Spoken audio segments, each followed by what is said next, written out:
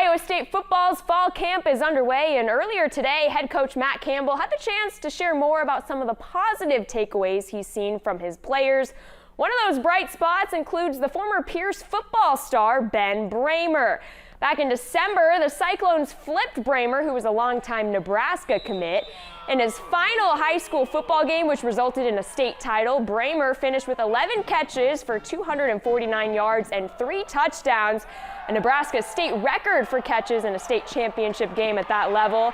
Campbell described the Pierce High School alum as a huge recruiting win at the end of the recruiting period. He also described the tight end core as one of the Cyclones' deepest positions. Ben's a guy that put on 20 pounds since the time he was here in June to he's 241 pounds the first day of practice. And you're talking about a 6'7" kid that's physically can add great depth to what I would already say is one of the deepest positions, in our team right now, and that's the tight end group. Today wrapped up day 3 of camp for the Cyclones. Iowa State, they're scheduled to start their season on Saturday, September 2nd against UNI.